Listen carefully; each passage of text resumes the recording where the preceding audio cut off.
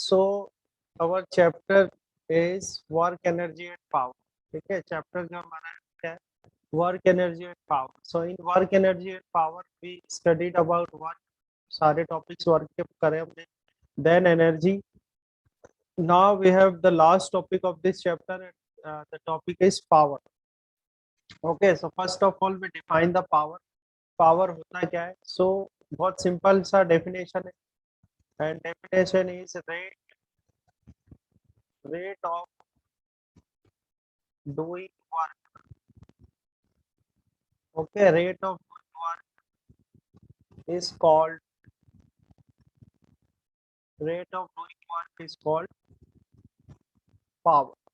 ठीक है, rate of doing work is called power. और एक डेफिनेशन और आप कर सकते हो। ठीक है, क्या डेफिनेशन हो जाएगी? the work done with respect to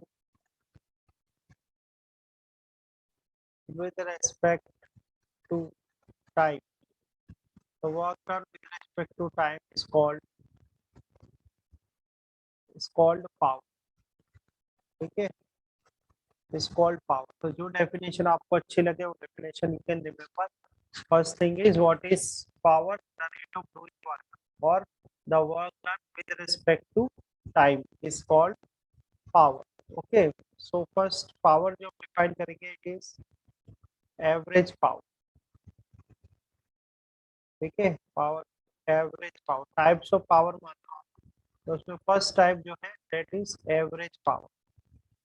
so what is the average power? ठीक है, द एवरेज पावर क्या होता है? It is the ratio of this, it is the ratio of work done. ठीक है, it is the ratio of work done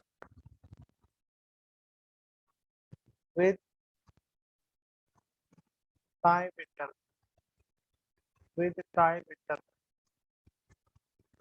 in which, ठीक है, in which the work has to be done, the work has to be done. ठीक है, मान लो W जो है, W work done होता है। ठीक है, W वर्क डन होता है और टाइम इंटरवल क्या है? T2 minus T1। समझ में आ जाएगा आपको? W वर्क डन हो रहा है, T2 minus T1 time interval. तो आप यहाँ क्या कर सकते हैं? अपन एवरेज पावर डिफाइन कर सकते हैं। एवरेज पावर क्या जाएगी यहाँ से? Average power is equal to work done divide by time interval, मतलब टाइम इंटरवल हो गया आपका T2 माइनस T1। ठीक है, और चाहे तो वर्क डन भी अपन ये कर सकते हैं कि भाई वर्क डन हो गया W2 माइनस W। ठीक है, तो इस time T2 minus time interval में जो वर्क डन है वो क्या? W2 minus W1। तो यहाँ पर W2 माइनस W1 आ जाएगा। ठीक है, या इसी को हम कर सकते हैं delta W and divide by delta T। तो ये आपके पास एवरेज, जो एवरेज पावर है उसका फॉर्मूला आ जाएगा। तो एवरेज पावर का फॉर्मूला क्या हो गया आपके पास? Delta W divide by delta T। ये एक इक्वेशन आ गई। ठीक है, अब हम यहाँ से अगर SI यूनिट की बात करें, इसकी SI यूनिट, तो SI unit of power is equal to SI unit of W by T। ठीक है, work done divide by time interval. तो देखो भाई, वर्क डन जो होता है उसकी SI यूनिट तो जूल होती है और टाइम की होती है सेकंड, और इस जूल अपॉन सेकंड को बोलते हैं वाट, WA वाट, और वाट को रिप्रेजेंट करते हैं कैपिटल W लिखते हैं। ठीक है, so SI unit of power is watt, और आपको ध्यान रखना है 1 joule upon second is equal to क्या होता है? 1 वाट होता है। ठीक है, 1 kilo watt is equal to होता है 10⁻³ वाट, है ना। देन 1 मेगावाट जो होता है इट इज इक्वल टू 10⁻6 वाट। ठीक है, ध्यान रहेगा आपको। तो ये तो हो गई हमारी एवरेज पावर। एवरेज पावर के बाद जो सेकंड है वो होती है इंस्टेंटेनियस पावर। ठीक है, क्या होती है? Instantaneous power. जैसे आपने इंस्टेंटेनियस वेलोसिटी सुना होगा, उसी तरीके से ये होता है इंस्टेंटेनियस पावर। ठीक है, instantaneous instantaneous power, instantaneous power को देते हैं अपन P और INST, इंस्टेंटेनियस के लिए यूज करेंगे। तो इंस्टेंटेनियस पावर क्या होती है? So it is a power at any instant, ठीक है, it is a power, it is a power at any instant, ठीक है, किसी इंस्टेंट पर। तो इसको कैसे डिफाइन करते हैं? देखो पी एवरेज जो होता है हमारे पास वो होता है delta W divide by delta T, और पी इंस्टेंटेनियस जो होता है, पी इंस्टेंटेनियस को लिखते हैं limit delta T tends to 0, और यह आ जाएगा delta W by delta T, ठीक है। ये जो हमने लिखा है डेल्टा ऐसा बनता है त्रिभुज ट्राइंगल के जैसा, ध्यान रखना। तो अगर टाइम इंटरवल बहुत छोटा हो जाए, इतना छोटा हो जाए कि कभी भी खत्म हो सकता है, तो टाइम इंटरवल अगर बहुत छोटा हो तो उसको एक क्षण बोलते हैं या इंस्टेंट बोलते हैं, ठीक है। तो ये जो फॉर्मूला बन जाएगा अपने पास, ये आ जाएगा D W divide by D T, ये आपके क्या होता है? इंस्टेंटेनियस पावर का फॉर्मूला होता है। इंस्टेंटेनियस पावर का फॉर्मूला जाता है D W divide by D T, ठीक है। अब देखो work done is equal to क्या होता है? Work done is equal to क्या होता है? फोर्स इनटू डिस्प्लेसमेंट होता है, होता है नहीं होता? और नीचे टाइम इंटरवल है dt। अगर मान लो फोर्स जो है वो कांस्टेंट है तो F बाहर आ जाएगा और अंदर आपके ds बाय dt बचेगा। अब ds बाय dt क्या होता है? Change in displacement with respect to time, ठीक है। तो ये आपकी वेलोसिटी आ जाएगी, तो फोर्स इनटू वेलोसिटी। तो इंस्टेंटेनियस जो पावर होती है उसका फॉर्मूला क्या होता है? एक फॉर्मूला ये होता है फोर्स इनटू वेलोसिटी, तो ये तो सेकंड फॉर्मूला हो गया, और ये थर्ड फॉर्मूला, ठीक है। तो जो पावर है, पावर का बेसिकली पावर को डिफाइन कैसे करते हैं? Rate of doing work is called power, rate of doing work is called power, और the work done with respect to time is called power, ठीक है। एवरेज पावर को कैसे डिफाइन करेंगे? That the work done in a time interval, work done अगर किसी time interval में होता है तो work done with respect to time interval जो है उसका कहलाएगी एवरेज पावर कहलाएगी। तो एवरेज का फॉर्मूला तो हमने निकाल लिया। अब यूनिट मैंने आपको बताया इसकी जूल अपॉन सेकंड होती है, और पावर की जो यूनिट है वो वाट होती है, 1 जूल अपॉन सेकंड को 1 वाट कहते हैं, ठीक है। अच्छा आगे और देख लें कि 1 किलोवाट इज इक्वल टू क्या होता है? 10⁻³ वाट होता है, और 1 मेगावाट इज इक्वल टू होता है 10⁻6 वाट, ठीक है। इसके अलावा इंस्टेंटेनियस पावर होती है, इंस्टेंटेनियस पावर को कैसे डिफाइन करेंगे अपन? इंस्टेंटेनियस पावर होती है पावर एट एनी इंस्टेंट, ठीक है। तो इसके बस फॉर्मूले याद कर लेना आप, फॉर्मूला इसका होता है फोर्स इनटू वेलोसिटी, ठीक है। तो ये है,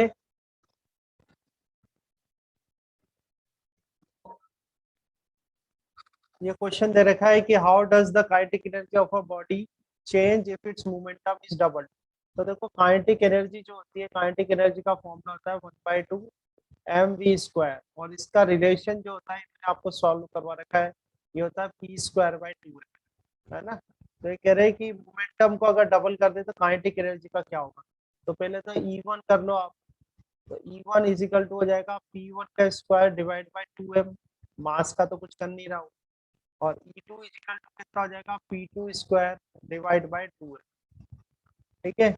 अब E2 डिवाइड बाय E1 इनको डिवाइड कर लो, तो E2 तो क्या है आपका? P2 square by 2m, and into ये हो जाएगा P1 square divide bye 2m। तो देखो 2m से 2m कट जाएगा, और ये आपके पास बच जाएगा P2 डिवाइड बाय P1 का स्क्वायर। अब क्वेश्चन में क्या कह रहे हैं? मोमेंटम को डबल कर रहे हैं, तो हम यहाँ पर क्या किया जा रहा है कि P2 is equal to twice of P1, momentum को क्या कर रहे हैं? डबल कर रहे हैं। तो E2 divide by E1 is equal to कितना आ जाएगा? P2, P2 कितना? ट्वाइस ऑफ P1, और ये P1 है, इसका स्क्वायर कर देंगे, P1 से P1 कट जाएगा, 2 2 से कितना आ जाएगा? 4 आ जाएगा यहाँ से। तो आपका आंसर जो होगा E2 is equal to 4 times of E1, ये आपका आंसर होगा, ठीक है। E2 is equal to 4 times of E1। आया समझ में? क्यों क्यों भाई बोलो जल्दी, आया नहीं आया? Yes sir. हाँ, यस सर। तो अब नेक्स्ट क्वेश्चन आप लोगों को करके बताना है, ठीक है। और अब कल संडे है तो आराम से इसको लर्न कर लेना, चैप्टर को फॉर्मूलेस वगैरह देख लेना, ठीक है। चलो नेक्स्ट क्वेश्चन देखते हैं अपन। नेक्स्ट क्वेश्चन है two bodies of masses m1 and m2, ठीक है, two bodies of masses m1 and m2, m1 and m2, ठीक है, m1 and m2 have the same linear momentum, have the same linear momentum, ठीक है, have the same linear momentum. Okay, what is the ratio of their kinetic energies? What is the ratio of their kinetic energy? तो उनके kinetic energy का क्या ratio होगा? तो formula तो वही लगाना है आपको, kinetic energy is equal to क्या होता है, पी स्क्वायर बाय 2m होता है नहीं होता? अब ये कह रहे हैं कि जो लीनियर मोमेंटम है वो सेम है, लीनियर मोमेंटम सेम है मतलब P1 की वैल्यू P2 के बराबर है। तो अब मैं थोड़ा सा डायरेक्ट कर देता हूँ भाई, E2 बाई E1 करेंगे अपन, तो ये क्या आ जाएगा, P2 square by 2m1 into यहाँ आ जाएगा आपका P1 square divide bye 2m2, इस 2 से 2 कैंसिल हो जाएगा, ये बराबर है तो ये भी कैंसिल हो जाएंगे, तो आपके पास क्या आ जाएगा m2 डिवाइड बाय m1, ठीक है। आंसर क्या होगा आपका m2 डिवाइड बाय m1, समझ में आया? बोलो भाई। Yes sir. है ना, अभी आज तो मैं सॉल्व कर रहा हूँ क्योंकि आपको टाइम चाहिए पेपर चैप्टर लर्न करने का, तो आप आराम से लर्न कर लेना। अब नेक्स्ट देखा है two bodies of masses m1 and m2। अच्छा, इसको आप लोग सॉल्व करके बताना, टू पर ज्यादा टाइम मत लेना ना। Two bodies of masses m1 and m2, of masses m1 and m2, ठीक है, have equal kinetic energies, have equal kinetic energies, have equal kinetic energies, ठीक है। then what is the ratio of their linear momentum?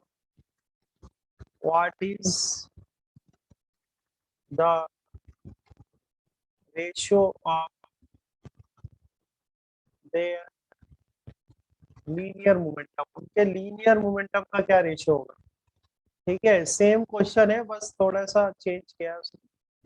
तो आपको पता है kinetic energy का formula जो है वो क्या है, हाफ एम बी स्क्वायर, और मोमेंटम की फॉर्म में क्या लिखते हैं अपन, पी स्क्वायर बाय 2m।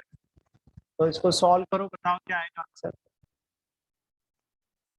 इसमें दे रखा है two bodies of masses m1 and m2 have equal kinetic energy, what is the ratio of their linear momentum? तो पहले की काइनेटिक एनर्जी मान लो E1 है, दूसरे की E2 है, ठीक है। फॉर्मूला क्या होगा अपने पास, P1 square divide bye twice of m1 हो जाएगा, इसका करोगे तो क्या होगा, P2 square divide bye twice of m2 हो जाएगा, है ना। अब इक्वल क्या है, इक्वल काइनेटिक एनर्जी तो इक्वल कर ही दिया, देयर लीनियर मोमेंटम का रेशियो निकालना है। तो देखो इस 2 से 2 कैंसिल हो जाएगा, तो P1 square divide by P2 square is equal to कितना हो जाएगा, m1 डिवाइड बाय m2 हो जाएगा, है क्या नहीं? और इसी को आगे सॉल्व करें कि P1 डिवाइड बाय P2 कितना होगा, तो P1 डिवाइड बाय P2 जो होगा हो जाएगा square root of m1 divide by m। इस तरह से सॉल्व करना है आपको, इजीली आपका आंसर आ जाएगा, ठीक है। P1 upon P2 is equal to under root में m1 अपॉन m2। आया समझ में, सिया आया समझ में? हाँ, ठीक है यस सर। है ना। अब तो इधर का बॉडी ऑफ मास 4 किलोग्राम, तो बॉडी का मास आपको गिवन है 4 किलोग्राम। इनिशियली एट रेस्ट में है तो इनिशियल वेलोसिटी कितनी हो गई, 0 हो गई, है ना। रेस्ट में है तो इनिशियल वेलोसिटी कितनी हो गई, 0 हो गई। Is subject to a force of 12 newton, अब उस पर 12 न्यूटन का फोर्स लगा दिया, तो एफ इजिकल तो कितना हो गया, 12 न्यूटन हो गया। हाँ ओके, अभी चेक करते हैं ना। अब ये कह रहे हैं काइनेटिक एनर्जी 10 सेकंड, तो 10 सेकंड के बाद वेलोसिटी निकाल लेंगे अपन। तो देखो F equal to M A होता है, ठीक है, तो ए आप निकाल सकते हैं यहाँ से, a equal to F upon m हो जाएगा। एफ आपका 12 है, एम 4 है, 4 3 12 कर दोगे तो ये 3 मीटर अपॉन सेकंड स्क्वायर है। अब v निकालना है तो v equal to u plus 80 लगा दो। v तो हमें फाइंड आउट करना है, ये u 0 है, a आपका 3 आ गया और t कितना है 10, तो आपके पास आंसर आ जाएगा 30 सेकेंड। अब बात कर रहे हैं काइनेटिक एनर्जी की, तो काइनेटिक एनर्जी क्या होता है, हाफ एम जी स्क्वायर होता है। काइनेटिक एनर्जी का फॉर्मूला क्या है, हाफ एम जी स्क्वायर, तो 1/2 m कितना है, m आपका 4 है तो 4 आ जाएगा, और v स्क्वायर मतलब 30 का स्क्वायर कर रहे हैं, ठीक है। तो 2 टू जा 4 तो ये कैंसिल हो गया, तो 2 ये आ गया, 3 3 जा 9, ये 900 आ जाएगा, है ना। इतना ठीक है ना, हाफ एम जी स्क्वायर लगा दो, ये 30 सेकेंड आ ही रहा है आपका, है ना। तो कितना आ जाएगा, से 1800 1800 आ जाएगा, क्या देखो आप।